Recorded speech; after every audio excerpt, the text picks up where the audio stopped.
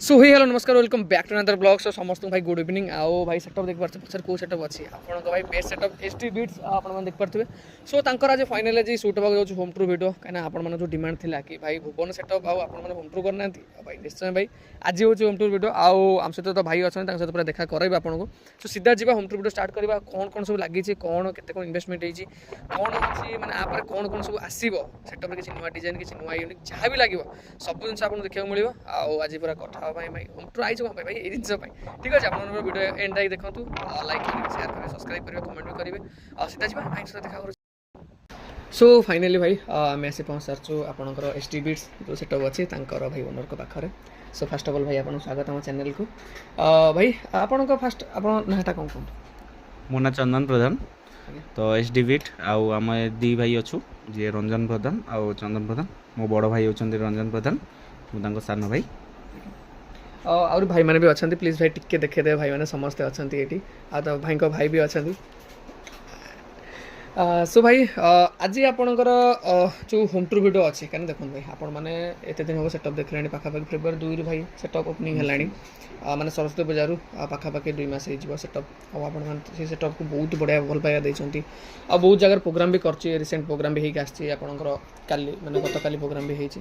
सो भाई आप जो ना रखते एचडी बीट्स माने देखो एमती कह बहुत सारा ना भी थिला आप एचडी बीट्स कहीं रखिले माने देखो रिसेंटली कौन हो ना समस्ते जोन पढ़ाऊँ ऑडियो पढ़ाऊँ प्रोफेशनल पढ़ाऊँ तो जो मैंने ऑलरेडी यूज कर मत लगुच गोटे कॉपी कला भाया लांगुएज टे। तो मुझे चाहूली यूनिक जेहेतु मो सेटअप ही यूनिक है कॉपी कराए कि मो सेटअप डिजाइन भी यूनिक। तो से कहली ना को कहीं छाड़ा ना भी यूनिक रखा। तो बीट्स सेमती किसी अलग नुह बाद्य एक्चुअली ओडिया मीनिंग होची बाद्य। तो बाद्यटा कौन ना आम से साउंड प्रोफेशनल जोटा आम शुणुचे तो सही टाइप जिनस कि समस्त अलग आ भाई माने आमर जो मैंने ऑलरेडी जानी आम म्यूजिक को शुणी सामने फेस कर आम जान दीवाना अच्छा प्लस आम बेस फिलिंग भी से नहीं बेस ऑडियो आउटपुट सब तो जानी। आउ भाई जदि आपन एबे सेटअप रे आपन प्रॉपर पूरा लोकेशन कहबे कहीं देखो आपन जो जगह आगे बुकिंग कर लोक आपन लोकेशन ही देखिबे तो प्रॉपर लोकेशन पूरा कोन रहइबो? देखो फास्ट कथा आसिकी जदि विजिट करेंगे आम सहित देन आसबे भुवन भुवन कहले ढेंकानाल डिस्ट्रिक्ट अंडर रे भुवन रोचे जोटा कि बड़ सिटी ढेंकानाल भी सिटी रोचे भुवन भी गोटे सिटी बड़ सिटी। तो ता भितर स्टेट बैंक अच्छी स्टेट बैंक ऊपर आम तारिणी सोलार ऑफिस अच्छी जोटा कि आम सोलार बिजनेस प्लस डीजे रही ऑलरेडी डीजे गोटे चली आमर तो रूम चली से रूम रे आमर ऑफिशियली यूट्यूब चैनल भी कराहब वीडियो भी कराहब प्लस आमर मीटिंग फिटिंग जहाँ करिया कथा लोक भी कराहब। किंतु जी आसिक विजिट कर स्टेट बैंक पाखे ऊपर आम ऑफिस अच्छी से आसिक विजिट करेंगे।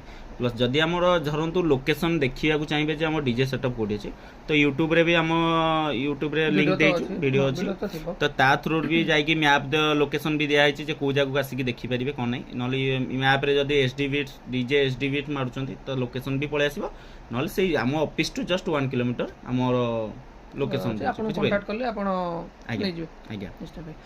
आपन को देखंतु एबे तो सेटअप कथा टिके पर रखिम साइड रे फर्स्ट ऑफ ऑल आपन कोन करंते माने सेटअप को छाडी ले डीजे लाइन को छले आपन को प्रोफेशन कोन?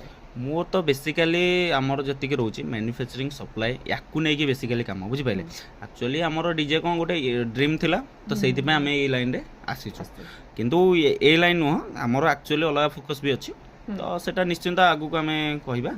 तो सेति पे आमे एबे कोन हम जेहेतु कस्टमर बहुत हैप्पी अछंती आम प्रोग्राम को नै कि तो आम जो परफॉर्मेंस भी रहउची बेटर रहउची लोक भी कहउचंती तो वीडियो रे किछि नै वीडियो रे आपण जोटा देखिबे कि सुनिबे सेटा तो भल लागिवो कागु भल लागिवनी तो ऑडियो आउटपुट कथा किंतु मु कहबी जो माने भी सुनिया को चाहउचंती सामने रे सुनंतु जोटा दरकार सामने रे रिजल्ट आपण पाई परिबे तो वीडियो माध्यम रे एते रिजल्ट भल आसीबो ना सेटा तो ठीक कथा किंतु आपनकर जेमते कहले डीजे बिजनेस छाडी आपन सोलार बिजनेस आ जदी भी कि आपनकर माने सोलार बिजनेस नबा को चाहिबो कने देखंतु एथिरे तो आपनकर पब्लिक ही आपन सब किछि जदी कि आपन सोलार पई कांटेक्ट करे चाहिबो तो देखंतु फास्ट कथा ऑलरेडी बहुत सारा डिस्ट्रिक्ट रे मोर डीलर डिस्ट्रीब्यूटर अछंती सोलार सप्लायर उपरे बुझि पाइले। तो सेमती बहुत सारा कांटेक्ट भी आसुची हमको डीलरशिप करिया कि डिस्ट्रीब्यूटरशिप करिया तो किसी असुविधा ना हम तो मैन्युफैक्चरिंग भी अच्छी प्लस सप्लाई अच्छी एबे जो सोलार रूफटॉप गवर्नमेंट सब्सिडी ताकू नै कि भी हम ओडिसा सारा सप्लाई करछु ना कि केवल एठी आमर यहाँ हूँ केवल ऑफिस एक्चुअली बुझिपारे मोर बिजनेस हूँ 81% किंतु ओडिशा सारा 99%। ତ ଏଠି କିଛି ବିଜନେସର ମତଲବ ହିଁ ନାହିଁ ବୁଝିପାରୁଛନ୍ତି।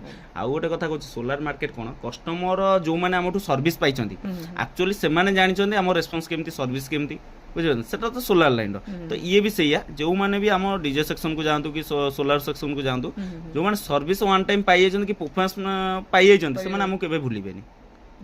এটা ବହୁତ ବଢ଼ିଆ ଜିନିଷ ଭାଇ କହିଲେ ଯେମିତି ଯେଉଁମାନେ ବି ଚାହୁଁଛନ୍ତି ନିଜ ଘରେ ଲଗେଇବା ପାଇଁ କି ଅଫିସ୍ ଯେଉଁ ବି ଜିନିଷ ସବୁ ଭାଇ କଣ୍ଟାକ୍ଟ କରିପାରିବେ। ସୋ ଫାଇନାଲି ଏବେ ଭାଇ ଡିଜେ ଉପରକୁ ଆସିବା କାହିଁକିନା ମେନ୍ ସେଟଅପ୍ର ହୋମ୍ ଟୁର୍ ଆଜି ସେଇ ଜିନିଷ ପାଇଁ ଆପଣଙ୍କର ଦେଖନ୍ତୁ ଭାଇ ଡିଜେ ସେଟଅପ୍ରେ ଆପଣ ୟୁଜ୍ କରୁଛନ୍ତି ଆପଣ ଯେମିତି ନାଁଟା କହିଲେ ଏଚ୍ ଡି ବିଟ୍ସ ନାଁଟା ଗୋଟେ ୟୁନିକ୍ ନାଁଟା ଅଛି ଏ ନାଁକୁ ନେଇକି ଆପଣ କ'ଣ ଭାବିଛନ୍ତି ମାନେ ଆଗକୁ କ'ଣ ନେଇକି ପ୍ଲାନିଂ ଅଛି କି ନାଁରେ କିଛି ଚେଞ୍ଜେସ୍ ବଗେରା ହେବ ନା ଏଇ ନାଁଟା ହିଁ ରହିବ ଟୋଟାଲି? ଦେଖନ୍ତୁ ଏଇ ନାଁ ହିଁ ମୁଁ ରଖିବାକୁ ଚାହୁଁଛି କାହିଁକିନା ଦି ଝିଅଙ୍କ ନାଁରେ ଯେହେତୁ ହେଇଛି ଏସ୍ ଆଉ ଡି ତ ସୃଷ୍ଟି ଆଣ୍ଡ ଦୃଷ୍ଟି ତ ସେଇ ନାଁରେ ହିଁ ସେଟଅପ୍ ରହିବ। ବାକି ମୁଁ ଚାହୁଁଛି ଆମର ତ ଅଲରେଡ଼ି ବହୁତ ସାରା ଯେଉଁମାନେ ଅଛନ୍ତି ଭିଉଅର୍ସ ସପୋର୍ଟ ବହୁତ କରିଛନ୍ତି ଭଲ ସପୋର୍ଟ ବି ଆସିଛି ତ ସେମିତି ସପୋର୍ଟ ଆମକୁ ମିଳୁଥାଉ। ଆମେ ବି ପ୍ଲାନ୍ ରଖିଛୁ ଆଗକୁ ଅପଗ୍ରେଡ୍ କରିବା ପାଇଁ ଅଲରେଡ଼ି ସବୁ ଇୟର୍ ତ ଅପଗ୍ରେଡ୍ ହେବ କମ୍ପଲସରି କିନ୍ତୁ ତା ସହିତ ଏକ୍ସଟ୍ରା ପ୍ଲାନ୍ ବି ଚାଲିଛି ଯେ ଆଉ କିଛିଟା ସେଟଅପ୍ ଆମେ ଅପଗ୍ରେଡ୍ କରିବୁ ଯେମିତିକି ରାମନବମୀ ଆମେ ଯାଇଥିଲୁ ତ ସେଠି ବି ଆମକୁ ପ୍ଲାନ୍ କଲେ ଯେ ଓପନ୍ ସେଟଅପ୍ କରିବା ପାଇଁ ତ ନେକ୍ସଟ ଇୟର୍ ପାଇଁ ବି ଆମେ ପ୍ଲାନ୍ ରଖିଛୁ ବହୁତ ବଡ଼ ଓପନ୍ ସେଟଅପ୍ କରିବୁ ନା କି ନର୍ମାଲ୍। ଆଉ ଗୋଟେ ଜିନିଷ ଡିଜାଇନ୍ କପି ନାହିଁ ଆମର ଭାଇ ଗୋଟେ ଜିନିଷ ରହିବ ଏବେ ବି କହୁଛି ଫ୍ୟୁଚରକୁ ଯେତିକି ଡିଜାଇନ୍ ବି ବାହାରିବ 99% ଆମେ ଚେଷ୍ଟା କରିବୁ କୌଣସି କପି ହେଇପାରିବନି ଯେମିତି ହଁ ଓନ୍ ଡିଜାଇନ୍। ଆଉ ଗୋଟେ ଜିନିଷ ଅଲରେଡ଼ି ତ ବହୁତ ସାରା ଡିଜାଇନ୍ କରିଦେଇଛନ୍ତି ତା ସହିତ ଆପଣ ଗୋଟେ ଡିଜାଇନ୍ କଲା ବେଳକୁ ମ୍ୟାଚ୍ କରିବାଟା ବହୁତ କଷ୍ଟ ବୁଝିପାରୁଛନ୍ତି ତା ଭିତରୁ ଆମକୁ କିଛି ୟୁନିକନେସ୍ ବାହାର କରିବାକୁ ପଡୁଛି। ଆଉ କିଛିଟା କ'ଣ ହେଉଛି ଆମେ ଆକ୍ଚୁଆଲି ପ୍ଲାନ୍ ବହୁତ ରଖିଛୁ ଯେ ଆମେ ନିଜ ହିସାବରେ କ୍ରିଏଟିଭିଟି କରିକି ଲାଇଟିଂ କରିବା ପାଇଁ କିନ୍ତୁ ଗୋଟେ କ'ଣ ହେଉଛି କଷ୍ଟମର ଖାଲି କହୁଛନ୍ତି ଭାଇ ଗୋଟେ ଜିନିଷ ପଛରେ ପଡୁଛନ୍ତି କେବଳ ଆମକୁ ସାର୍ଫି ଦରକାର ବୁଝିପାରୁଛନ୍ତି ସେମାନେ ଆପଣ କ'ଣ ଲାଇଟ୍ ଲଗାଉଛନ୍ତି କ'ଣ ନାହିଁ ସେମାନେ ମତଲବ ନାହିଁ ଡିଜାଇନ୍ କ'ଣ କରୁଛନ୍ତି କିଛି ମତଲବ ନାହିଁ ସାର୍ଫି କେତେ ପିସ୍ ଲଗେଇଛନ୍ତି ଫାଷ୍ଟ କ୍ୱେଶ୍ଚିନ୍ ଏଇଟା ଆସୁଛି। ତ ସେଥିପାଇଁ କ'ଣ ହେଉଛି ଡିଜାଇନ୍ ଆମର ଯେଉଁ ୟୁନିକ୍ ଡିଜାଇନ୍ ଚାହୁଁଛୁ ସେଟା ଲୁଚି ଯାଉଛି ଆମେ ଯେତିକି ଚାହୁଁଛୁ ବି ଏକ୍ସଟ୍ରା ବ୍ୟାଗ୍ ମାନେ ସପୋର୍ଟ ଦେବା ପାଇଁ କଷ୍ଟମରକୁ ଗୋଟେ ନୂଆ ୟୁନିକନେସ୍ ଦେଖେଇବା ପାଇଁ ଆମେ ଦେଖେଇ ପାରୁନୁ ଏଇ ଜିନିଷ କାହିଁକି ନା ତାଙ୍କ ମୁଣ୍ଡରେ ଯେହେତୁ ସାର୍ଫି ହିଁ ପଶିଛି ତ ଆମ ବାଧ୍ୟତାମୂଳକ ସେଟାକୁ ଫାଷ୍ଟ ଫୋକସ୍ କରିବାକୁ ପଡ଼ିବ ସାର୍ଫିକୁ ନେଇକି ଡିଜାଇନ୍ଟା କରିବାକୁ ପଡ଼ିବ ସେଇଥିପାଇଁ ଆମ ଅଧା ଡିଜାଇନ୍ ସେଇଠୁ ବ୍ରେକ୍ ହେଇଯାଉଛି ନହେଲେ ଭାବି ପାରିବେନି ସେତିକି ୟୁନିକନେସ୍ ଡିଜାଇନ୍ ବି ଆମ ପାଖରେ ପ୍ଲାନ୍ ଅଲରେଡ଼ି କରିଛି ଭାଇ 13-14ଟା ପ୍ଲାନ୍ କଲା ପରେ ମୁଁ ଗୋଟେ ସେଟଅପ୍ର ପ୍ଲାନ୍ ଡିଜାଇନ୍ଟା ଆଉଟପୁଟ୍ ଦେଇଥିଲି ନା କି କୌଣସି ଡିଜାଇନରଠୁ ମୁଁ କହିଥିଲି ଭାଇ କରିଦିଅ ମୁଁ ସେଇଟା କପି ପେଷ୍ଟ କରି ସେମିତି ନୁହଁ ଓନ୍ ଭାଇ ନିଜେ ପ୍ଲାନ୍ କଲୁ ନିଜେ ଯାଇକି ଆଉଟପୁଟ୍ ବାହାର କଲୁ ତ ସେଇଭଳିଆ ଆମ ସେ ଚାହିଁଛୁ ତ ନେକ୍ସଟ ଡିଜାଇନ୍ ଆମେ ଡିସପ୍ଲେ ଉପରେ ଯେହେତୁ ସମସ୍ତେ ଅପଗ୍ରେଡ୍ କରୁଛନ୍ତି ଡିସପ୍ଲେ ଉପରେ ବି କରିବୁ କିନ୍ତୁ ଟିକେ ୟୁନିକନେସ୍ କରିବୁ ଯେମିତି ରେଜଲ୍ଟଟା ଟିକେ ଅଲଗା ପ୍ରକାର ଆସିବ ସେ ବି ପ୍ଲାନ୍ ଅଛି ନୂଆ ଜିନିଷ ମାନେ ଓଡ଼ିଶା ଲୋକ ଦେଖିବାକୁ ଚାହିଁବେ। ମେନ୍ ଯଦି ଆପଣ ଏବେ ଗାଡ଼ି ଉପରକୁ ଆସିବା ଆପଣଙ୍କର ଏବେ ଗାଡ଼ିଟା କେଉଁ ମଡେଲ୍ ଅଛି ଆଉ ମାନେ କ'ଣ? ଆମର ଟାଟା T7 ଅଛି 14 ଫୁଟ ଲମ୍ବା କିନ୍ତୁ ଆମ ଯେହେତୁ ଡାଲା ଟିକେ ବଢ଼େଇଛୁ ଓସାର ବି କରିଛୁ ଫାଷ୍ଟ କଥା ତ ଲମ୍ବା ବି ହେଇଯାଇଛି ତ ଗାଡ଼ି ଆଗରୁ ପଛ ଦେଖିବେ ହେଲେ 24 ଫୁଟ ଲମ୍ବା ହେଇଯାଉଛି ଆଉ ହାଇଟ୍ କହିବେ ହେଲେ 11 ଫୁଟ ସମଥିଙ୍ଗ ହାଇଟ୍ ହେଇଯାଉଛି ମିନିମମ୍ ନର୍ମାଲ ଆମର ସବୁ ଜାଗାକୁ ଆରାମରେ ପଡ଼ୁଛି କିନ୍ତୁ ଓସାରଟା ଟିକେ ଆମକୁ ଅସୁବିଧା ହେଉଛି କାହିଁକିନା ସମସ୍ତଙ୍କର ଓସାର 8 ଫୁଟ ରହିଲା ବେଳକୁ ଆମର 8.5 ଫୁଟ ଓସାର ହେଇଯାଇଛି ଆକ୍ଚୁଆଲି ଗାଡ଼ି ଓସାରଟା 8 ଫୁଟ ରହିଯାଇଛି କିନ୍ତୁ ଆମର ଯେଉଁ ବେସ୍ ଲାଗିଛି ସେ ବେସ୍ର ୱେଟ୍ଟା ଟିକେ ଅଧିକା ଯେଉଁଥିପାଇଁ କି 4ଟାଙ୍କ ରଖିଲା ବେଳକୁ 6 ଇଞ୍ଚ ଏକ୍ସଟ୍ରା ହେଇଯାଇଛି ଯେଉଁଥିପାଇଁ କି 8.5 ଫୁଟ ପାଖାପାଖି ବାହାରକୁ ବାହାର ରହିଯାଉଛି ବହୁତ ସାରା ଛୋଟ ଜାଗାକୁ ଗଲାବେଳକୁ ଆମେ ବହୁତ ସାରା ହଇରାଣ ବି ହେଉଛୁ ପଶିବାକୁ ଟର୍ଣ୍ଣିଂ କାଟିଲା ବେଳକୁ ଟିକେ ଅସୁବିଧା ହେଉଛି ଏଇଟା ଗୋଟେ ପ୍ରୋବ୍ଲେମ୍ ଅଛି ନହେଲେ ବାକି ସବୁ ଠିକ୍ ଅଛି। ତ ସେକେଣ୍ଡ ଟାଇମ୍ ଯେଉଁଟା କରାହେବ ମେନ୍ ହେଉଛି କ'ଣ କହିଲେ ଆମର ଯେଉଁ ଆକ୍ଚୁଆଲି ଯେଉଁ ସ୍ପିକର ଲାଗିଛି ତା ହିସାବରେ ଯେଉଁ ଡିଜାଇନ୍ କରାହେଇଛି ସେ ବହୁତ ଓସାର ହେଇଗଲା ବୁଝିପାରିଲେ ଆଉ ସମସ୍ତଙ୍କର ନର୍ମାଲ କ'ଣ ଗାଡ଼ି ଭିତରେ ହିଁ ରହିଯାଉଛି 21 ଇଞ୍ଚିଆ ଲଗାନ୍ତୁ ସେ 18 ଇଞ୍ଚିଆ ଲଗାନ୍ତୁ ଯାହା ଲଗାନ୍ତୁ କିନ୍ତୁ ଆମର 21 ଇଞ୍ଚିଆ ଟିକେ ବଡ଼ ସାଇଜ୍ ଯେହେତୁ ହେଇଛି ଟିକେ ବାହାରକୁ କ୍ୟାବିନେଟ୍ ସାଇଜ୍ ଟିକେ ବଡ଼ ଅଛି ସେଇଥିପାଇଁ ଟିକେ ଯାହା ହେଲେ ବି ଇଏ ଅଛି। ମେନ୍ ଯଦି ଭାଇ ଦେଖନ୍ତୁ ସେଟା ତ ଆପଣଙ୍କର ଗାଡ଼ି ଗଲା ଏବେ ଗାଡ଼ିରେ ଯେଉଁ ଆପଣଙ୍କର ଷ୍ଟିଲ୍ କାମ ହେଇଗଲା କାହିଁକିନା ଏଚ୍ ଡି ବିଟ୍ସ ଆପଣ ତ ସେଟଅପ୍ ଯେତେବେଳେ ଆମେ ଆସିଲୁ ତ ଆପଣଙ୍କର ଅଲରେଡ଼ି ସବୁ ଜିନିଷ ଲାଗି ସାରିଥିଲେ ଷ୍ଟିଲ୍ କାମ ଆପଣ କୋଉଠି କରିଥିଲେ ଆଉ କେତେବେଳେ ଆପ୍ରୋଚ୍ ଖର୍ଚ୍ଚ ହେଇଥିଲା? ଷ୍ଟିଲ୍ କାମ ଆକ୍ଚୁଆଲି ନିଜେ କରିଥିଲୁ ଆମେ ଆଉ ଖର୍ଚ୍ଚ କହିଲେ ବହୁତ ସାରା ଷ୍ଟିଲ୍ ମେକରକୁ ଆମେ କଣ୍ଟାକ୍ଟ କରିଥିଲୁ ସେମାନେ ତାଙ୍କର ମ୍ୟାକ୍ସିମମ୍ ଡିମାଣ୍ଡ ଏମିତି କରିଥିଲେ ବହୁତ ବ୍ରାଣ୍ଡ ଅଛନ୍ତି ଯେଉଁମାନଙ୍କର ଅଲରେଡ଼ି ଷ୍ଟିଲ୍ର ୱାର୍କିଂ ଅଛି କହିବିନି ନା କିଛି କିନ୍ତୁ ଏମିତି ଏ ଡିମାଣ୍ଡର ରେଟ୍ ଆସୁଛି ପ୍ଲସ୍ ସେମାନେ କହୁଛନ୍ତି ଭାଇ ଆମକୁ ଗାଡ଼ି ଦେଇଦିଅ ଷ୍ଟିଲ୍ କଥା ଭୁଲିଯାଅ ଆମେ ଖାଲି ଦେଇଦେବୁ ତମେ ଡିଜାଇନ୍ କହିଦିଅ ଦେଇଦିଅ ଏତିକି ପଇସା ଡିମାଣ୍ଡ ତ ସେଇଠି କ'ଣ ହେଉଛି ଧରନ୍ତୁ ମୁଁ ଖର୍ଚ୍ଚ କରିଛି ଆକ୍ଚୁଆଲି ହେଉଛି 3 ଲକ୍ଷ ଭିତରେ ମତେ ମୁଁ ଯେତିକି ଡିଜାଇନ୍ କରିଥିଲି ମତେ କହିଲେ 4.5 ଲକ୍ଷ ଦେଇଦିଅନ୍ତୁ ଗାଡ଼ି ଦେଇଦିଅନ୍ତୁ ଆଉ କେତେ କ'ଣ ଲାଗିଲା କ'ଣ ନାହିଁ ସେଟା ଆପଣ ଲାଷ୍ଟକୁ ଦେଖିବା ଆଉ ଧରନ୍ତୁ ମେଟେରିଆଲ୍ ଦେଇଛି ସେ ମେଟେରିଆଲ୍ର ଧରନ୍ତୁ ୱେଷ୍ଟେଜ୍ ଯେଉଁ ବାହାରିଲା ସେମିତି କିଛି ନାହିଁ ମାନେ କେତେ ଲାଗିଲା କ'ଣ ନାହିଁ ସେମିତି କିଛି ଡିଟେଲ୍ସ ଦିଆ ହେଇପାରିବ ନାହିଁ। ପଇସା ଏତିକି ଦେଇଦିଅନ୍ତୁ, ଡିଜାଇନ ହିସାବରେ ଦେଇଦିଅନ୍ତୁ, ସଇଲା। ପ୍ଲସ୍ ମୁଁ ଗୋଟେ କଥା କହୁଛି 90% ଡିଜେ ବାଲାଙ୍କର କ'ଣ ହେଇଛି, ଉପର ସିଲିଂ ଗୁଡ଼ା ସବୁ ଜିଆଇ ଲାଗିଥାଏ। ମୋ ଟୋଟାଲ ଷ୍ଟିଲ୍, ଉପର ଯେଉଁ ସିଲ୍ ବି ପଡ଼ିଛି ଆମର ଯେଉଁ ଛାତ କୁହନ୍ତି ତାକୁ ବି ଷ୍ଟିଲ୍, ତଳ ଫ୍ଲୋର ଷ୍ଟିଲ୍, ସେଗୁଡ଼ା ସବୁ ଜିଆଇ ଲଗେଇଥାନ୍ତି। ତ ସେଠି ଆମକୁ ମୋର ଆକ୍ଚୁଆଲି ଗୋଟେ ଷ୍ଟିଲ୍ ବାଲାଙ୍କ ସହିତ କଥା ହେଇଥିଲା, ସିଏ ଆକ୍ଚୁଆଲି କରିବାର ଥିଲା, ମୋର ବି ଏଥିରେ ଇଣ୍ଟରେଷ୍ଟେଡ୍ ନଥିଲା ଯେ ମୁଁ ଷ୍ଟିଲ୍ ୱାର୍କଟା କରିବି। ତ ସେମାନେ କ'ଣ ହେଲା, ସିଏ ସବୁ ଫାଇନାଲ୍ କଲା ପରେ ଲାଷ୍ଟ ମୁମେଣ୍ଟରେ କହିଲା ନା ହଁ ଆଜି କାଲି ଏଇଭଳିଆ ମୋର 15 ଡେ ଭଳିଆ ଡିଲେ ହେଲା। ତ ମୋତେ ବି ଆଗକୁ ଆଉଟପୁଟ୍ରେ ବାହା କରିବାର ଅଛି ନା ଗାଡ଼ି, ମୁଁ ଠିଆ କରି ରଖିଥାନ୍ତି କି। ତ ସେଠି କ'ଣ ହେଲା, ରେସ୍ପନ୍ସ ଯେହେତୁ ଖରାପ ହେଲା, ଆଉ ଜଣେ 2 ଜଣଙ୍କୁ କହିଲା ବେଳକୁ ଏମିତି ସମସ୍ତଙ୍କର ଡିଲେ ହେଲା। ଅଲରେଡ଼ି କ'ଣ ପୂଜା ଫଙ୍କସନ୍ରେ ସମସ୍ତେ ଏନଗେଜ୍ ରହିଯାଇଛନ୍ତି, ତ ସେଠି ନିଜକୁ କରିବାକୁ ପଡ଼ିଲା। ତ ଆମର ଯେହେତୁ ହ୍ୱାଟ୍ସଆପ୍ ନିଜର ଥିଲା, ତ ଆମେ ନିଜେ ଷ୍ଟିଲ୍ ୱାର୍କ କଲୁ। ତ ସେଥିରେ ଆମର ବି ବହୁତ ହେଲ୍ପ ହେଲା ଯେ ଖର୍ଚ୍ଚ ବି କମିଗଲା, ପ୍ଲସ୍ ଆମେ ଜାଣିପାରିଲୁ ଯେ ଆକ୍ଚୁଆଲି କ'ଣ ଘୋଟାଲା ଭିତରେ ରହୁଛି କ'ଣ ନାହିଁ। ଭାଇ ଯେତିକି କହୁଛନ୍ତି ସେତିକି ବି ଜିନିଷ ଲାଗୁନି। ମୁଁ ଆପଣଙ୍କୁ ଯୋଉ 3 ଲକ୍ଷ ବି କହୁଛି ସେଥିରେ ମେକିଂ ଚାର୍ଜେସ୍ ବି ହିସାବ କରିପାରିଲେ ସେଥିରେ ଇନକ୍ଲୁଡ୍, ବୁଝିପାରୁଛନ୍ତି। ମେଟେରିଆଲ ବି ଏତେ ଲାଗୁନି, କିନ୍ତୁ ଏଇଆ ଜିନିଷ ବହୁତ ହାଇ ଚାର୍ଜ ଡିମାଣ୍ଡ କରୁଛନ୍ତି। ଯେହେତୁ ଷ୍ଟିଲ୍ ନା ପଳେଇ ଆଉଛି ହାଇ ଚାର୍ଜ କରିଦଉଛନ୍ତି। ଜିଆଇ ଆସିଲେ ଯୋଉଟା କମ ହେଇଯିବ। ଜିଆଇ ଆସିଲେ ଆଜ୍ଞା ମୁଁ କହୁଛି ଜିଆଇ ରେ ଯଦି ସେଟଅପ୍ ତିଆରି ହବ ନା 50% ବି ଖର୍ଚ୍ଚ ହବନି, 1.5 ଲକ୍ଷରେ ବି ସେଟଅପ୍ ରେଡି। ଜିଆଇ ଖର୍ଚ୍ଚ ହିଁ ନାହିଁ, ଷ୍ଟିଲ୍ ରେ ଡବଲ। ଆଉ ଗୋଟେ କଥା ଭାଇ, ଗୋଟେ ଜିନିଷ ଯଦି ଆପଣଙ୍କ କହୁଛନ୍ତି କି ଷ୍ଟିଲ୍ ଜିନିଷ, କାହିଁକିନା ଯେହେତୁ ଆମ ଅଡିଏନ୍ସ ଦେଖୁଛନ୍ତି ଯୋଉମାନେ ବି ନୂଆ ସେଟଅପ୍ କରିବାକୁ ଚାହୁଁଛନ୍ତି, ଆପଣ ଷ୍ଟିଲ୍ କାମ କରେଇ ପାରିବେ କି?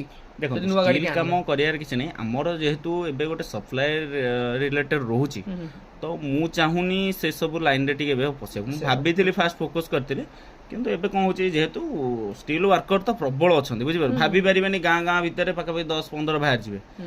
କିନ୍ତୁ ଏଇଆ ରେଟ୍ ଯେଉଁ ହାଇ ଚାର୍ଜ ନେଉଛନ୍ତି ତାକୁ ଯଦି କମ୍ କରିଦିଅନ୍ତେ ଭାଇ, କାମ ବି ପ୍ରବଳ ମିଳନ୍ତା ଲୋକଙ୍କୁ, ପ୍ଲସ୍ ବହୁତ ସେଟଅପ୍ ବି ନିଜେ କରିବାକୁ ଇଚ୍ଛା କରିବେ। ଏତେ ହାଇ ବଜେଟ୍ ହେଲା ବେଳକୁ ସେମାନେ ବି ଡରି ଯାଉଛନ୍ତି, ଲାଷ୍ଟକୁ ମିକ୍ସିଂ କରିକି କିଛିଟା ଜିଆଇ କିଛିଟା ଷ୍ଟିଲ୍ କରିକି କାମ କରୁଛନ୍ତି। ଯେମିତି ଭିତରେ ଇନଡୋର୍ କରିଦେଉଛନ୍ତି ଜିଆଇ, ବାହାର କରିଦେଉଛନ୍ତି ଷ୍ଟିଲ୍, ତ ସେଠି ବଜେଟ୍ କିଛି କମି ଯାଉଛି, ଚାର୍ଜେସ୍ ତାଙ୍କୁ କମ୍ ପଡ଼ୁଛି, ବୁଝିପାରିଲେ। ଏହା କରୁଛନ୍ତି, କିନ୍ତୁ ଆକ୍ଚୁଆଲି ଯଦି ଟୋଟାଲ୍ ଷ୍ଟିଲ୍ ୱାର୍କ କରାହେବ ଗୋଟେ ସୁନ୍ଦର ଲାଗେ ଲୋକ। କେତେ ଆପଣ ଲାଗିଥିଲା? 3? ମୋର ମ୍ୟାକ୍ସିମମ୍ ଯଦି କାଲକୁଲେସନ୍ କରିବା ମ୍ୟାକ୍ସଟା ହେଉଛି 3, ନହେଲେ ତା ଭିତରେ ଅଛି। ମ୍ୟାକ୍ସିମମ୍ 3 ତା ଭିତରେ ହିଁ ଦେଖନ୍ତୁ। ଯେତିକି ମୁଁ ବି ଇଣ୍ଟରଭ୍ୟୁ କରୁଛି ଭାଇ, ଜେନ୍ୟୁଇନ୍ କଥା ଏଟା, ଯୋଉମାନେ ବି ଦେଖୁଛନ୍ତି ଯୋଉ ସେଟଅପ୍ ବାଲାଙ୍କ ପଛରେ ସେମାନେ କହିବେ କି 4 ଲକ୍ଷ, କି 5 ଲକ୍ଷ, କି 10 ଲକ୍ଷ, କି 8 ଲକ୍ଷ କହୁଛନ୍ତି ଷ୍ଟିଲ୍ କାମ। କିନ୍ତୁ ମୁଁ ଯୋଉଟା ଆପଣଙ୍କ ପାଖରେ କରୁଛନ୍ତି ଫାର୍ଷ୍ଟ ଟାଇମ୍ ଆପଣ ଷ୍ଟିଲ୍ କାମ କରୁଛନ୍ତି, ଫେର କହୁଛନ୍ତି ସବୁ ଜିନିଷ ଷ୍ଟିଲ୍, ମାନେ ଛାତଠୁ ଆରମ୍ଭ କରିକି ତଳ ବେସ୍ ମଧ୍ୟ ବି ଷ୍ଟିଲ୍, ସବୁ ଷ୍ଟିଲ୍ 3 ଲକ୍ଷ ଭିତରେ ଭାଇ ମାନିବାକୁ ପଡ଼ିବ। ସାଇଡ୍ ପ୍ଲେଟ୍ ସବୁ ଯାହା ସବୁ କିଛି ଷ୍ଟିଲ୍, କିଛି ନାହିଁ ଏମିତି କି ଗୋଟେ ଏଙ୍ଗେଲ ବି ଲାଗିଛି ସେଟା ଜିଆଇ ନୁହଁ, ସବୁ ଷ୍ଟିଲ୍ ଲାଗିଛି। ତ ଏଇଭଳିଆ ଜିନିଷ ଆକ୍ଚୁଆଲି ମୁଁ ବି ଜାଣିନଥିଲି ଏତେ କମ୍ ପଇସା ଖର୍ଚ୍ଚ ହେବ କ'ଣ ନାହିଁ। ଆମେ ଧୀରେ ଧୀରେ କରି ଗୋଟେ କାଲକୁଲେସନ୍ ଧରି ଆକ୍ଚୁଆଲି ପ୍ରଫିଟ୍ ରେଟ୍ ବାହାରିଛି, ବୁଝିପାରିଲେ। ଆଉ ସେଠି କ'ଣ ହେଉଛି, ସେମାନେ କ'ଣ କରୁଛନ୍ତି ଯେ କଷ୍ଟମର ତ ନୂଆ, ସେ ଜାଣିନି କେତେ କ'ଣ ଷ୍ଟିଲ୍ କାମ ହୁଏ କ'ଣ ନାହିଁ, ଭାଇ ବଜେଟ୍ ଦେଇଦେଲେ ତୁ କରିଦେ, ମାନେ ତୁ ଦେଇଦେ ମେଟେରିଆଲ୍ ଦେଇଦେ, କାମ ମୁଁ କରିଦେଉଛି। ମେଟେରିଆଲ୍ ବି କିଛିଟା ଲୋକ ଧରନ୍ତୁ ଯେ ଟ୍ରଷ୍ଟ ଇସ୍ୟୁ ଭାବିବେ ଯେ ମୁଁ ଯେଉଁ ଷ୍ଟିଲ୍ ବାଲାଙ୍କୁ ଦେଲି ସିଏ ଆକ୍ଚୁଆଲି ମେଟେରିଆଲ୍ ନେଇକି କାମ କରୁଛି, ଏହା ଭାବିକି ତାଙ୍କୁ ମେଟେରିଆଲ୍ ବି ଦେଇଦେଲେ। ଆକ୍ଚୁଆଲି ସେତିକିରେ 70% ଧର କାମ ହେଲା, 30% ବଳିଗଲା, ସେ ଅଲଗା ଗାଡ଼ିରେ ପୁରେଇ ଦେଲା, ଆପଣ କ'ଣ ଜାଣିବେ, ବୁଝିପାରୁଛନ୍ତି। ତ ସେମିତି ବି କିଛି କରୁଛନ୍ତି। ସୋ ଭାଇ ଏବେ ତ ଆପଣ କହିଦେଲେ ପୁରା ମାନେ ଷ୍ଟିଲ୍ ଷ୍ଟ୍ରକ୍ଚର କେତେ କ'ଣ ଖର୍ଚ୍ଚ ହେଇଥିଲା। ଏବେ ଯଦି ଆପଣଙ୍କର ଡିଜେ ଆଡ଼କୁ ଆସିବା, କାରଣ ଦେଖନ୍ତୁ ଆପଣଙ୍କର ଯାହା ହେଲେ ବି ଏତେ ସାରା ଲାଇଟ୍ ଲଗାଉଛନ୍ତି, ମାନେ ଡିଜେ ଗୋଟେ ହେଭି ୱାଟର ଥିବା ଦରକାର, କେଉଁ ବ୍ରାଣ୍ଡର ଲଗାଉଛନ୍ତି, କେତେ କେବି ଲାଗିଛି? ତ ଟାଟା ଡିଜି ଲାଗିଛି, ଯୋଉଟାକି 85 ରହୁଛି ଆଉଟପୁଟ୍, ମାନେ 60 KVA ରହୁଛି, ବୁଝିପାରିଲେ। 60 KVA ଡିଜି ରହିଛି ଆମର ଟାଟାର। ଆଉ ବହୁତ ସପୋର୍ଟ ବି ଆମ ରାମନବମୀରେ ବି ଆମେ ଯାଇଥିଲୁ, ଯେଉଁ ସେମାନଙ୍କର ସର୍ଭିସ୍ ଇଞ୍ଜିନିୟର ବି ପୁରା ରାମନବମୀ କଭର କରୁଥିଲା, ସବୁଙ୍କ ସେଟଅପ୍ ବି ଆସିକି ଦେଖିକି ଯାଉଥିଲେ ଯେ ଭାଇ ଠିକ୍ ଠାକ୍ ୱାର୍କିଂ କରୁଛି କି ନାହିଁ। ତ ଭଲ ସପୋର୍ଟ ବି ଅଛି ଟାଟା ଜିଜିର, ବହୁତ ସାରା ଡିଜେ ବାଲା ବି ସେଗୁଡ଼ା ଅପଗ୍ରେଡ୍ କରିଛନ୍ତି। ମେନ୍ ଯଦି ଆପଣଙ୍କର ଏବେ ଯଦି ଧରିବା ଆମ୍ପ୍ଲିଫାୟର ଉପରେ, ଯୋଉଟା ବି କାରଣ ସମସ୍ତେ ସେଇଟା ସିକ୍ରେଟ୍ ରଖନ୍ତି ସେଇଟା କିଛି, କିନ୍ତୁ ଆପଣ ଏତେ ଦିନ ଅଛନ୍ତି 2 ମାସ ହେବ, ମାନେ କେଉଁ ଆମ୍ପ୍ଲିଫାୟର କେଉଁ ବ୍ରାଣ୍ଡଟା ଆପଣଙ୍କୁ ପୁରା ମାନେ ବେଷ୍ଟ ଲାଗୁଛି? ଦେଖନ୍ତୁ ବେଷ୍ଟ ତ ସବୁ, କୌଣସି କମ୍ପାନୀ ଖରାପ ନୁହଁ, ଆଉ ସବୁ କମ୍ପାନୀର କିଛିଟା ସକ୍ସେସ୍ ମଡେଲ୍ ଥାଏ ଆକ୍ଚୁଆଲି, ବୁଝିପାରିଲେ।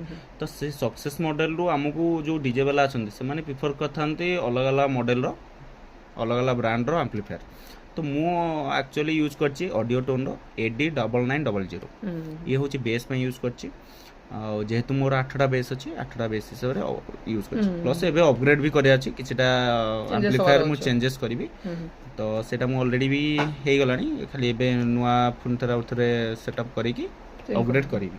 ଆଉ ଲାଇନରୀ ପାଇଁ ଯେଉଁଟା ଲାଗିଛି ଆମର ବେଟା 3 ର ଲାଗିଛି। ତ ବେଟା 3 ର ଲାଇନରୀ ପାଇଁ ଲଗା ହେଇଛି ପ୍ଲସ୍ HF ପାଇଁ ଲଗା ହେଇଛି। HF ପାଇଁ ଆମର 2002 ଗୋଟେ ଲାଗିଛି, 2003 ଗୋଟେ ଲାଗିଛି, ସରି 2002 ଗୋଟେ ଲାଗିଛି, 2004 ଗୋଟେ ଲାଗିଛି। ଏତିକି ଲାଗିଛି ଆମ ଲାଇନରୀ ଆଉ HF ପାଇଁ। ଆଚ୍ଛା ମେନ୍ ଯଦି ଆପଣଙ୍କର ଏବେ ଧରାଯିବ କାରଣ ଦେଖନ୍ତୁ ସାଉଣ୍ଡ ସିଷ୍ଟମ ମାନେ ମେନ୍ ଆପଣଙ୍କର ସେଟିଂ। ଆଜ୍ଞା। ତ ସାଉଣ୍ଡ ସିଷ୍ଟମ ସେଟିଂ କିଏ କରିଛନ୍ତି ମାନେ ଆପଣ DSP ଲାଗିଛି କି DBX କି କ'ଣ ଲାଗିଛି? ଭାଇ ଜାଣିଥିବେ ଦେଖନ୍ତୁ ସେଟିଂ ତ ଆମର ଯୋଉ କରାହେଇଛି 260 DBX 260 ଲାଗିଛି, କିନ୍ତୁ ସେଟିଂ ଯୋଉ ଆକ୍ଚୁଆଲି ସାଉଣ୍ଡ ପ୍ୟାଚଅପ୍ ଯିଏ କରିଛନ୍ତି ସିଏ ହେଉଛନ୍ତି ଆମର କିଶନ ଭାଇ। ଭଲ ସାଉଣ୍ଡ ପ୍ୟାଚଅପ୍ ବି କରିଥିଲେ। ତ ତାଙ୍କୁ ପାଖାପାଖି 4 ଘଣ୍ଟାରୁ 5 ଘଣ୍ଟା ଲାଗିଥିଲା ଖାଲି ସାଉଣ୍ଡ ପ୍ୟାଚଅପ୍ ଆଡଜଷ୍ଟ କରିବା ପାଇଁ, କାହିଁକିନା ଆମର ବେସ୍ ତ ବଢ଼ିଆ ବାହାରି ଯାଉଥିଲା ଆଉ ବେସ୍କୁ କିନ୍ତୁ ପଞ୍ଚ ବେଶୀ ଦେବାକୁ ତାଙ୍କୁ ବେଶୀ ଟାଇମ୍ ଲାଗିଥିଲା।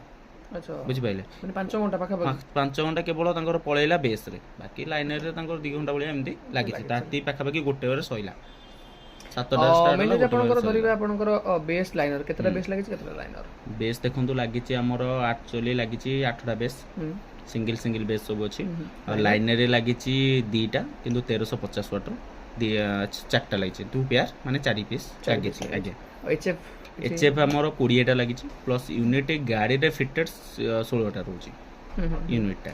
ଆଚ୍ଛା ମେନ୍ ଯଦି ଆପଣଙ୍କର ସାଉଣ୍ଡ ସିଷ୍ଟମ ପରେ କାରଣ ଦେଖନ୍ତୁ ଆପଣ ଯୁଆଡ଼େ ବି ଯିବେ ଆଗେ ଲୋକ ସାଉଣ୍ଡ ସିଷ୍ଟମ ପରେ ଲାଇଟିଂ ଦେଖିବେ, କାରଣ ଦେଖନ୍ତୁ ଆଗେ ଯିବେ ମାନେ ସାଉଣ୍ଡ କାରଣ ଲୋକ କହିବେ କୋଉ ଭଳିଆ ବାଜୁଛି, ତାପରେ ଦେଖିବେ ଲୋକ କି ଲାଇଟିଂ କେମିତି କ'ଣ ଅଛି। ସୋ ଆପଣ ଯଦି ଲାଇଟିଂ ଉପରକୁ ଆସିବେ କୋଉ ଭଳିଆ କ'ଣ ସାର୍ପି ଲାଗୁଛି, କୋଉ ବ୍ରାଣ୍ଡର କେତେ ପିସ୍ ଲାଗୁଛି? ଦେଖନ୍ତୁ ମୁଁ 2ଟା ବ୍ରାଣ୍ଡର ପ୍ରିଫର କରିଛି। ଫାର୍ଷ୍ଟ ରହିଲା ରୋବୋ, ସେକେଣ୍ଡ ରହିଲା ଆମର ଡବଲ ଏକ୍ସ ପ୍ରୋ। ତ 2ଟାଙ୍କ 12 ବାର ଅଛି ଆଉ ଲାଇଟିଂ ବହୁତ ଭଲ ଦେଉଛି। ସେମାନଙ୍କର ଭାବିବେ ଯେ ପରଫର୍ମାନ୍ସ ଖରାପ ଆସିବ ସେମିତି ନୁହେଁ, ବହୁତ ପ୍ରିଫର କରିଛି। ପ୍ଲସ୍ ମେଣ୍ଟେନାନ୍ସ ବି ମୋର ମାଗିନି, ଯେତିକି ବି ପ୍ରୋଗ୍ରାମ କରିଛି 1-2ଟା ମାଗିଥିଲା ଯେଉଁଟାକି ଆମର ଭୁଲ ଥିଲା, ଯେଉଁଟାକି ଲିକ୍ୱିଡ଼ କିଛିଟା ଢାଳି ଯାଇଥିଲା ସର୍ଟ ସର୍କିଟ୍ ହେଇଗଲା। ବୁଝିପାରିଲେ? ସେଥିରେ ଆମ ଭୁଲରେ କିଛିଟା ପ୍ରୋବ୍ଲେମ ଆସିଥିଲା, ଗୋଟେ ହିଁ ଆସିଥିଲା ଆଉ ମ୍ୟାନୁଫ୍ୟାକ୍ଚରିଂରେ ଉପରେ କିଛି ଆସିନାହିଁ। ତ ଏଠି ମୁଁ ଦେଖୁଛି ଯେହେତୁ 2ଟାଙ୍କ ବ୍ରାଣ୍ଡ ମୋତେ ସପୋର୍ଟ କରୁଛନ୍ତି। ଫାର୍ଷ୍ଟ କଥା ହେଉଛି ଇଲେକ୍ଟ୍ରୋନିକ୍ସ ପ୍ରଡକ୍ଟ ସେମିତି କହିପାରିବେନି ଯେ ଭାଇ ଚାଲୁଥିବ ତ ଚାଲୁଥିବ, ଆଜି ଭଲ ଅଛି କାଲି ଖରାପ ହେବ, କିନ୍ତୁ ମୁଁ ପ୍ରିଫର କରୁଛି ଯେହେତୁ ମୁଁ ପରଚେସ୍ କରିଛି ତ ଭଲ କ୍ୱାଲିଟି ମୁଁ ପାଇଛି। ଆଉ ଗାଡ଼ିରେ ମୋର ଫିଟେଡ୍ ହେଉଛି ଆକ୍ଚୁଆଲି 23 ପିସ୍ ସାର୍ଫିର ମୋର ଫିଟିଂ ହେଇକି ରହୁଛି। ବାକି ଆମର ଯେଉଁ କଷ୍ଟମର ରିକ୍ୱାରମେଣ୍ଟ ରହୁଛି କିଏ 23ଟା କରୁଛି, କିଏ 29ଟା କରୁଛି, କିଏ 42ଟା କରୁଛି, କିଏ 60ଟା କରୁଛି। ବୁଝିପାରିଲେ? କିଏ 50ଟା ମଡ଼େଲ ବି କରୁଛି। ତ ଏତିକି ମଡ଼େଲର ଆମେ ସାର୍ଫି ଦେଉଛୁ। ଆଚ୍ଛା ସାର୍ଫିକୁ ଛାଡ଼ିଲେ ଆଉ ଏକ୍ସଟ୍ରା ସବୁ କ'ଣ କ'ଣ ଲାଗିଛି? ଦେଖନ୍ତୁ ସାର୍ଫିକୁ ଛାଡ଼ିଲେ ଆକ୍ଚୁଆଲି ଆଉ କିଛି କହିଲେ ସାଇଡ଼୍ରେ ଡିସପ୍ଲେ ଲାଗିଛି। ବୁଝିପାରିଲେ? ପ୍ଲସ୍ ଆମର ଆକ୍ଚୁଆଲି ଗୋଟେ LED ପୋଷ୍ଟରଟେ ତିଆରି କରାହେଇଥିଲା ଯେଉଁଟାକି DG 2 ସାଇଡ଼୍ରେ ଲାଗିଥିଲା ଫୁଲ୍ ଡିସପ୍ଲେ, କିନ୍ତୁ ସେଟା ଫ୍ୟୁଚରକୁ କ'ଣ ହେଲା କିଛି ଦିନ ପରେ ଟିକେ ପ୍ରୋବ୍ଲେମ୍ ଆସିଲା ଯେ ହିଟିଂ ପ୍ରୋବ୍ଲେମ୍ ଟିକେ ଆସିଲା ଆମକୁ। ତାକୁ DGର ହିଟିଂ ପ୍ରୋବ୍ଲେମ୍ ଆସିଲା, ତ ତାକୁ ହାଫ୍ କଟ୍ କରିକି ରିମୁଭ୍ କରାହେଲା।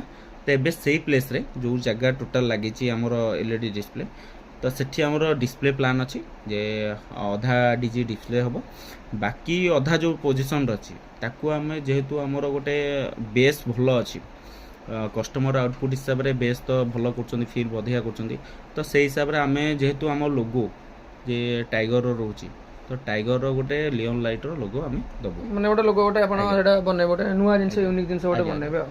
ତ ଫିଲ୍ ଆମର ରହୁଛି ଯେହେତୁ, ବୁଝିପାରୁଛନ୍ତି? ଆଉ ମାନେ ଦେଖନ୍ତୁ ଆପଣ ଯୋଉଟା କହିଲେ ନର୍ମାଲ ଆପଣଙ୍କର ଗାଡ଼ିରେ କେତେ ପିସ୍ ସାର୍ଫି ରହୁଛି? ସାର୍ଫି ତ 23 ପିସ୍ ନର୍ମାଲ ଲାଗିକି ରହୁଛି ସବୁବେଳେ। 23 ପିସ୍ରେ ଆପଣଙ୍କ ଲୋକାଲ ପ୍ରୋଗ୍ରାମ ପ୍ରାଇସ୍ କେତେ ରହିବ ପାଖାପାଖି? ଦେଖନ୍ତୁ ପ୍ରାଇସ୍ଟା ତ କହିହେବନି, ଭ୍ୟାରି କରିବ ଡେଟ୍। ଆକ୍ଚୁଆଲି କ'ଣ ହେଉଛି ଡେଟ୍କୁ ଦେଖିକି ପ୍ଲସ୍ ପ୍ରୋଗ୍ରାମକୁ ଦେଖିକି ଇଭେଣ୍ଟ ବି ଅଛି ଏସବୁ ନେଇକି ଶୋ କରାହେଉଛି। ତ ମିନିମମ୍ ଧରନ୍ତୁ କୋଉଠି 40 ବି ହେଇପାରେ, 50 ବି ହେଇପାରେ, କୋଉଠି 60 ବି ହେଇପାରେ। ପ୍ରାଇସ୍ଟା କେତେ କରନ୍ତୁ ଆପଣ ଲୋକାଲରେ ଯଦି ଗୋଟେ ପ୍ରୋଗ୍ରାମ ଆସିବ ମିନିମମ୍ ଲାଷ୍ଟ ଆମାଉଣ୍ଟଟା କେତେ? 8 ରୁ ତଳେ ଆପଣ ପ୍ରୋଗ୍ରାମ କରିପାରିବେ? ଦେଖନ୍ତୁ ସେମିତି ତ କହିହେଉନି, ତଥାପି ମାନିକି ଚାଲନ୍ତୁ 35ରୁ 40 ମିନିମମ୍ ରହିବ। 35-40 କମ୍ କରିହେଉନି ଆଜ୍ଞା, କାହିଁକି ହଁ ଏଥିରେ କ'ଣ ହେଉଛି ଖର୍ଚ୍ଚ ଅଧିକା ରହୁଛି ଆମ ସେଟଅପ୍ରେ। ଫାର୍ଷ୍ଟ କଥା ଇଭେଣ୍ଟ ଜିନିଷ ବି ଆଡ଼୍ କଲା ବେଳକୁ ବହୁତ ସାରା ଇଭେଣ୍ଟ ରହୁଛି, ପିଲା ବି ବହୁତ ପରିଶ୍ରମ କରୁଛନ୍ତି, ତ ସେଥିରେ ଖର୍ଚ୍ଚ ବଢ଼ିଯାଉଛି। ତାପରେ ପେପର ରହିଲା, ଧରନ୍ତୁ ଜଣେ ପେପର କହୁଛି ଭାଇ 10 କିଲୋ ପେପର କହୁଛି, 10 କିଲୋ କୋଉଠି ଲାଗୁଛି, କୋଉଠି 15 କିଲୋ ଲାଗିଯାଉଛି, କୋଉଠି 20 କିଲୋ ଲାଗୁଛି, ତ ସେଠି ଭ୍ୟାରି କରୁଛି ପ୍ରୋଗ୍ରାମ ଉପରେ। ସେମାନେ ଯଦି ଏନ୍ଜୟ ଷ୍ଟାର୍ଟ କରିଦେଲେ, ଯଦି ମାହୋଲ ଭଲ ଅଛି ତ ସେଠି ଆଉ ତ କିଛି କମି କରିହେବନି ନା, ଆମେ ତ କମ୍ପ୍ରୋମାଇଜ୍ କରିପାରିବୁନି। ଯେହେତୁ ପରଫର୍ମାନ୍ସ ଭଲ ଚାଲିଛି ତ ପରଫର୍ମାନ୍ସ ଭଲ ଦେଖେଇ ଚାଲିବୁ, ତ ସେଇଟାକୁ ଦେଖିକି ଆମେ କହୁଛୁ। तो जिते कंप्रोमाइज करिया अपेक्षा आपण जदि भल आमको इवेंट पई कहि परिबे जे भाई पैसा बजेट किछि प्रॉब्लम नहीं आपण इवेंट बढ़िया करंतु तो आमे सेठी इवेंट भल ही करिबो ଆଉ ମେନ୍ ଯଦି ଭାଇ ଦେଖନ୍ତୁ କାହିଁକିନା ଏଇଟା ଯେତେବେଳେ ଆପଣ ଯେଉଁ ପ୍ରାଇସ୍ଟା କହିଲେ ଏଇଟା ଆପଣ ଲୋକାଲ୍ ପ୍ରାଇସ୍ ରହିଲା ସପୋଜ୍ ଆପଣ ଗୋଟେ 100 କିଲୋମିଟର ଏଭବ୍ ଯିବେ ପ୍ରୋଗ୍ରାମ ଯେଉଁଟାକି ଆପଣ 30 ତାରିଖ ଯିବେ ଆମ ସେପଟ ସାଇଡ଼୍ ତ ସେ ପ୍ରାଇସ୍ କେତେ ରହିବ ସେଠି ତ ମୁଁ ଯୋଉଟା ଧରିଛି ପାଖାପାଖି 70,000 ପାଖାପାଖି ଧରିଛି ବୁଝିପାରିଲେ ତ ଯୋଉଟା କି ଆମର 30 ତାରିଖ ଏଇ ମ୍ୟାରେଜ୍ ପ୍ରୋଗ୍ରାମ ଅଛି ଏପ୍ରିଲ 30 ସିଂପୁର ପୁରା ସିଂପୁର ଯାଜପୁର ସିଂପୁରରେ ପୁରା ହବାର ଅଛି ତ ସେଠି ଆମର ମିଡ଼ିୟମ୍ ସେଟଅପ୍ ଯିବ ମିଡ଼ିୟମ୍ ସେଟଅପ୍ ପାଖାପାଖି ଅଣ୍ଡର 50 ରହି 30 ପିସ୍ 50 ପିସ୍ ପାଖାପାଖି ଯିବ ଆଉ ମେନ୍ ଦେଖନ୍ତୁ ଆପଣଙ୍କର ଯେଉଁ ବଜେଟ୍ ସେଟ୍ କରନ୍ତି ସେଇଟା ଆପଣଙ୍କର କ'ଣ ମାନେ ସାର୍ପି ଲାଇଟ୍କୁ ନେଇକି ବଜେଟ୍ ସେଟ୍ କରନ୍ତି ସବୁ କିଛି ଅଛି ଦେଖନ୍ତୁ ସାର୍ଫି ରହିଲା ତା ସହିତ ପେପର ରହିଲା ତା ସହିତ କୋଲ୍ଡ ଫାୟାର ଯେଉଁ ଆମର ଗ୍ରାଣ୍ଡ ଶୋ କରାହେଉଛି ତାକୁ ନେଇକି ସବୁ କିଛି କନସେପ୍ଟ କରିକି କରାହେଉଛି ମେନ୍ ଦେଖନ୍ତୁ ଏଇ ତ ଇଣ୍ଟରଭ୍ୟୁଟା ଏବେ ହେଉଛି ଆପଣଙ୍କର ଏଇଟା ତ ମେନ୍ ଆପଣ ନେକ୍ସଟ ଯେଉଁ ଗଣେଶ ପୂଜା ଅଛି ସେ ଟାଇମ୍ ପାଇଁ ଆପଣ ଗଣେଶ ପୂଜା ପାଇଁ ଅଲରେଡ଼ି ପ୍ରୋଗ୍ରାମ ଧଇଲେଣି ନା ଧରିନାହାନ୍ତି ଗଣେଶ ପୂଜା ଅଲରେଡ଼ି ବୁକିଂ ଚାଲିଲାଣି ବହୁତ ସାରା ବୁକିଂ ବି ହେଇଯାଇଛି ବାହାର ମାନେ ଡିଷ୍ଟ୍ରିକ୍ଟକୁ ବହୁତ ସାରା କଣ୍ଟାକ୍ଟ ଅଛି ଯେଉଁଟାକି ଲଙ୍ଗ୍ ଡିଷ୍ଟ୍ରିକ୍ଟ ଅଛି ପାଖାପାଖି କେଉଁଟା 300 ଅଛି କେଉଁଟା 400 ଅଛି ଏମିତି ପାଖାପାଖି ଡିଷ୍ଟ୍ରିକ୍ଟ କଣ୍ଟାକ୍ଟ ବି ଆସିଯାଇଛି ତ ସବୁ ଜାଗା ଆମେ ଚାଲିଛି କଥାବାର୍ତ୍ତା ଚାଲିଛି ଯେ ଆମେ ଫାଇନାଲ୍ କରୁଛୁ ତା ସହିତ କ'ଣ ଡେଟ୍ ଗଣେଶ ପୂଜା ଭସାଣି ସେମିତି ନୁହେଁ ଯେ ଭାଇ ଅନଲିମିଟେଡ୍ ଡେଟ୍ ଅଛି କିଛିଟା ଲିମିଟେଡ୍ ଡେଟ୍ ଅଛି ତା ଭିତରେ ଆମକୁ ଦେଖିବାକୁ ପଡୁଛି ଲଙ୍ଗ୍ ଡିଷ୍ଟାନ୍ସ ସର୍ଟ ଡିଷ୍ଟାନ୍ସ ଯେଉଁ ଡେଟ୍ ହିସାବରେ ଆମେ ଭ୍ୟାରି କରିପାରିବୁ କି ନାହିଁ ପୁଣି ପହଞ୍ଚି ପାରିବୁ କି ନାହିଁ ସେଇ ସବୁ ଦେଖିକି ଆମେ ବୁକିଂ ରଖିବା ସେମିତି ନୁହେଁ ଯେ ଖାଲି ବୁକିଂ ରଖିଦେବା ଭାଇ ଦେଖିଲା ବେଳକୁ ପଛରେ ଯେଉଁ ସାମ୍ନା ପାର୍ଟିକୁ ପହଞ୍ଚି ପାରୁନଥିବା ସେମାନେ ଭାଇ ଆମକୁ ଫିଡବ୍ୟାକ୍ ବ୍ୟାକ୍ ଦେଉଥିବେ ତ ସେଟା ଆମେ ଚାହୁଁନୁ ଆମେ ଚାହୁଁଛୁ ଭାଇ ଯାହାକୁ ଦେଲୁ ରେସ୍ପନ୍ସ ପଜିଟିଭଲି ଦେବୁ କେହି ଆମ ପ୍ରତି ନେଗେଟିଭ୍ ରେସ୍ପନ୍ସ ପାଇପାରିବେନି ଯେମିତି ସେଥିପାଇଁ ଆମେ ଚାହୁଁଛୁ କରିବା ପାଇଁ ये तो होगा भाई आपन टोटाल डीजे सेटअप पूरा टोटाल ये मेन देखो आप जो प्रोग्राम करते जो भी आप रामनवमी प्रोग्राम करूँ कि आप जो रिसेंट प्रोग्राम भी जाऊँ ଆପଣ ଏତେ ପ୍ରୋଗ୍ରାମ କଲେଣି କେମିତି କ'ଣ ଲାଗୁଛି ମାନେ ଆପଣଙ୍କ ରିଭ୍ୟୁ କ'ଣ ଦେବାକୁ ଚାହିଁବେ ଏ ଲାଇନ୍ ଉପରେ ରାମନବମୀ ଉପରେ ବେସିକାଲି ମୋ ହିସାବରେ ଯେତିକି କଷ୍ଟମର ଅଛନ୍ତି ମାନେ ଆମ ଡିଜେ ଲଭର କହିବେ ତ ସେମାନେ ଆମକୁ ପଜିଟିଭଲି ସମସ୍ତେ ନେଇଛନ୍ତି ରେସ୍ପନ୍ସ ବହୁତ ବଢ଼ିଆ ଭଲ ମିକ୍ସିଂ ପୁରା ଭାଇ ଭଳିଆ ବିହେଭିଅର ଆଉ ମାନେ ମିକ୍ସିଂ ଭାବିବେନି ଯେ ସେମିତି ଧରନ୍ତୁ ଗୋଟେ ଡିଜେ ଓନର ଆସିଛି କି କ'ଣ ଆଉ ଖାଲି ପଇସା ଦେଇଦିଅ କାମ ସରିଲା ସେମିତି ନୁହଁ ମାନେ ଆପଣ ଯିବାଠୁ ଆସିବା ପର୍ଯ୍ୟନ୍ତ ଟୋଟାଲ ବୁଝାବୁଝି ସେ କରିଛନ୍ତି ଘରେ ପହଞ୍ଚିଲେ କି ନାହିଁ ଫୋନ୍ କରିକି ବି ରେସ୍ପନ୍ସ ଦେଉଛନ୍ତି ସେମିତି ସମସ୍ତେ ପ୍ରାୟତଃ ଯେତିକି ଜଣ ବୁକିଂ କରୁଛନ୍ତି ତ ଏଠି କ'ଣ ଗୋଟେ ତାଙ୍କ ପ୍ରତି ଆମ ଗୋଟେ ଭଲ ପାଇବା ରହୁଛି ଯେ ସିଏ ଗୋଟେ ଆଉ ଗୋଟେ ଜିନିଷ ପଛରେ ବି ସେ କଣ୍ଟାକ୍ଟ କରୁଛନ୍ତି ଯେ ଭାଇ ଆଉ କିଛି ଅଲଗା ଆମର ବୁକିଂ ଅଛି ହେଇପାରିବ କି ନାହିଁ ଯେହେତୁ ଆମର ଡେଟ୍ ଅଲରେଡ଼ି ବୁକିଂ ହେଇଯାଉଛି ଲଙ୍ଗ୍ ଡେଟ୍ ପାଇଁ ତ ସେ ସବୁରେ ଆଭେଲେବୁଲ୍ ରହୁନି ତ ସର୍ଟ ଟାଇମ୍ରେ କ'ଣ ହେଉଛି ଯେଉଁମାନେ ବୁକିଂ କରିବାକୁ ଚାହୁଁଛନ୍ତି ଆଗକୁ ଦ୍ୱାରା ବୁକିଂ କଲେ ସେମାନେ ଆମେ ଟାଇମ୍ ଦେଇପାରିବୁ ଆଉ ପାଖାପାଖି ଥିଲା ବେଳକୁ ଅଲରେଡ଼ି ତ ଆମେ ବୁକିଂ ଥିବ ସମସ୍ତଙ୍କୁ ତ ଗୋଟେ ଡେଟ୍ରେ ଦେଇପାରିବୁ ନା ସେଟଅପ୍ ହିସାବରେ ଭାଇ କଲ୍ ଗୋଟେ ସେଟଅପ୍କୁ ଗୋଟେ ଡେ ଆମେ ଦେଇପାରିବୁ ଆମେ ଯଦି ଭାଇ ଆପଣଙ୍କର ବୁକିଂ ପ୍ରୋସେସ୍ ରହିବ କାରଣ ଦେଖନ୍ତୁ ସବୁ ଜିନିଷରେ ଆପଣ ବୁକିଂ ପ୍ରୋସେସ୍ ମାନେ କ'ଣ କେମିତି କ'ଣ ଡକୁମେଣ୍ଟ ଦରକାର କେତେ କ'ଣ ଆମାଉଣ୍ଟ ଦରକାର ମିନିମମ୍ ଦେଖନ୍ତୁ ଆମାଉଣ୍ଟ କହିଲେ ମିନିମମ୍ 5,000 to 10,000 ରହୁଛି जोटाकि नॉर्मल कॉल रे रहिबो मैरिज छोट छोट अमाउंट रे किंतु बड़ कॉल हेले हमर 20% पाखापाखि रखुछु एडवांसटा जेमती गणेश पूजा हो गला पूजा फेस्टिवल को नहीं जो बड़ कॉल रहा जो मनकर 70,000 80,000 लक्ष 1.5 लक्ष तो ये जो मन बिल आसुच्ची कौन मिनिमम भाई 20% एडवांस दवा पड़ो तो से देखो टेम्परारी आप जो 1,000 2,000 5,000 यहीटा को लेकिन जो बुकिंग कर एक्चुअली वैल्यू बुकिंग नुह जनक धरत गोटे क्लब रे बजेट अधिका अच्छी 5,000 जन को देती पचर चाहिए भाई डीजे सेटअप चेंज करदे अलगाटा नहीं जा 5,000 जाऊ जाऊ ये कौन है से डीजे वालाटा होल्ड होगी रहा आपण किंतु देखला बेलू डेटा कौन है आपण डेट फांका रखिला आ जन को बुकिंग करदेला सी कौन कला से डेट रे डीजे वालाटा आउ किछि करि पाइला कि तो सेति में वैल्यू सेठी बेस्ट हबो जोटा कि आपनकर अमाउंट अधिका देबे नहले आपण गोटे हां आ गोटे कथा जदी धरंतु शॉर्ट अमाउंट देकी बुकिंग करचंती किछिटा धरंतु आपण 15 दिन को 20 दिन थिबो आपण जदी सेई समय रे अधिका टिके एडवांस एक्स्ट्रा देई देकी जदी कंफर्म करि परिबे देन भलो हबो आ गोटे कथा 90% मु कस्टमर को कहबी जे आसी की पैसा देले बेटर ମୁଁ କାହିଁକି କହୁଛି ଦେଖିବା କଥା ନୁ ଫୋନ ପେ ରେ ବଡ଼ କଥା ନୁ ପଇସା ପଠେଇଲେ ଫ୍ରଡ୍ ହଉଛି ସେଟା ତ ଅଲଗା ଜିନିଷ ବହୁତ ସାରା ଡିଜେ ବାଲା କ'ଣ କରୁଛନ୍ତି ଆମେ ବି ବହୁତ କେସ୍ ଦେଖିଛୁ ଯେ ପଇସା ନେଇ ଯାଉଛନ୍ତି ପଛରେ ଡିଜେ ପହଞ୍ଚୁନି ହଇରାଣ କରୁଛନ୍ତି ଫୋନ ଉଠଉନାହାନ୍ତି ତ ସେଇ କେସ୍ରେ କ'ଣ ହବ ଆପଣ ଯଦି ଆସିକି ଗୋଟେ ପ୍ଲେସ୍ ଦେଖିଥିବେ ଆମ ହେଇଥାଉ କି ଯିଏ ହେଇଥାଉ କଥା ପଡ଼ୁନି ଏଠି ମ୍ୟାଟର କୋଉ ଡିଜେ ବାଲା କ'ଣ ତ ଆପଣ ପ୍ଲେସ୍ ଦେଖିଥିବେ କିଛିଟା ନହେଲେ ଆପଣ ରିକଭରି ପଇସା ପାଇପାରିବେ ଯଦି ପ୍ଲେସ୍ ଦେଖିନଥିବେ ଫୋନରେ ଖାଲି ପଠେଇଦେବେ ସେମିତି କ'ଣ ହେଇପାରିବ କି ଆମେ ବି 90% କଷ୍ଟମର କହୁଛୁ ଆସନ୍ତୁ ଦେଖନ୍ତୁ कहीं ट्रस्ट गोटे जे गोटे कस्टमर के भावन जे भाई मु पैसाटा देली बर्बाद हो गला ये गला गोटे डीजे ना रे सेठी कोन ଚାଲିବ। କିଛିଟା ଡିଜେ ପାଇଁ ଅନ୍ୟ ଡିଜେ ବାଲା ବି ହଇରାଣ ହଉଛନ୍ତି, ବୁଝିପାରୁଛନ୍ତି? ସେମିତି କହିବିନି ଯେ ସବୁ ଡିଜେ ବାଲା ଖରାପ, ଭାଇ 99 ଡିଜେ ବାଲା ଭଲ, ଗୋଟିଏ ଡିଜେ ବାଲା ହିଁ ଖରାପ। ତ ସେଇ ଗୋଟିଏ ଡିଜେ ହିଁ କଥା କହୁଛି, ସମସ୍ତେ ଖରାପ ହଉଛନ୍ତି ନିଶ୍ଚିନ୍ତ। ତ ଏଇ ଜିନିଷ ଭାଇ ସବୁ ଜିନିଷ କହିଲେ ଭାଇ। ମେନ୍ ଏ ସିରିଜର ଆପଣଙ୍କ ପାଇଁ ଲାଷ୍ଟ କ୍ୱେଶ୍ଚନ୍ ଯେଉଁଟାକି ରହୁଛି ଇନଭେଷ୍ଟମେଣ୍ଟ କେତେ କ'ଣ ଇନଭେଷ୍ଟ ହେଇଛି ଟୋଟାଲ? ଦେଖନ୍ତୁ ପାଖାପାଖି ତ 1 crore ପ୍ଲସ୍ ହେଇଗଲାଣି, ବୁଝିପାରିଲେ? ପ୍ଲସ୍ ଗଣେଶ ପୂଜା ଭିତରେ ଆହୁରି ଚାଲିଛି ଅପଗ୍ରେଡ୍।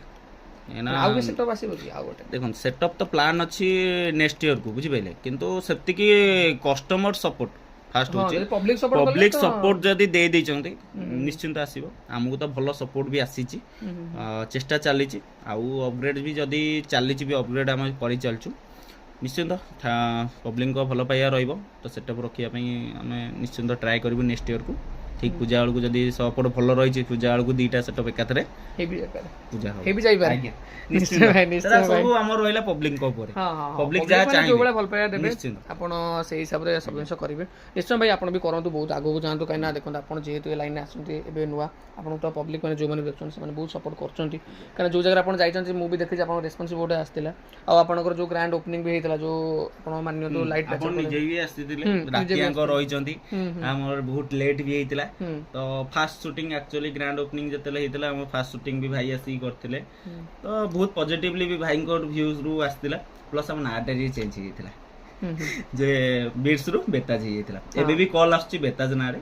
ତ ବିଟ୍ସ ଚେଷ୍ଟା ନହେଲେ କେବଳ ନର୍ମାଲ ଏଚଡିବି କୁହନ୍ତୁ, ବହୁତ ବଢିଆ, କିଛି ଅସୁବିଧା ନାହିଁ। ଏଚଡି ଯେ ଭୁବନ ବି କହିପାରିବେ। ମେନ୍ ସେଇ ଆପଣମାନେ ଭିଡ଼ିଓ ଦେଖିଲେ କେମିତି ଲାଗୁଛି ଭାଇ କମେଣ୍ଟ କରି ନିଶ୍ଚୟ ଜଣାଇବେ। ଆଉ ଯଦି କିଛି କ୍ୱେଶ୍ଚନ୍ ରହିଯାଇଛି କି ଆପଣ ମାନେ ଭାଇ ପଚାରି ପାରିଲେନି କିଛି ନାହିଁ, ଆପଣ କମେଣ୍ଟରେ ପଚାରନ୍ତୁ, ଆମେ ତାଙ୍କ ଆନ୍ସର ଦେଇକି ଦେବୁ। ଆଉ କେମିତି ଲାଗିଲା ସାଙ୍ଗମାନଙ୍କ ସହିତ ସେୟାର ଯାହାହେଲେ ବି କରିବେ, ଲାଇକ୍ କରିବେ, ସବସ୍କ୍ରାଇବ୍ କରିବେ। କ'ଣ ଏତିକି ଦରକାର। ନିଶ୍ଚିନ୍ତ ଭାଇଙ୍କ ଚ୍ୟାନେଲକୁ ସବସ୍କ୍ରାଇବ୍ କରନ୍ତୁ। ଆମେ ବି ଭାଇଙ୍କ ସପୋର୍ଟରେ, ଆପଣ ବି ଆମ ସପୋର୍ଟରେ। ଆପଣ ଆମକୁ ସପୋର୍ଟ ନ କଲେ ଆମେ ବି କିଛି କରିପାରିବୁନି। ଥ୍ୟାଙ୍କ ୟୁ ଭାଇ, thank you all of you video ଦେଖିଥିବାରୁ ଧନ୍ୟବାଦ। ନିଶ୍ଚିନ୍ତ, ଥ୍ୟାଙ୍କ ୟୁ।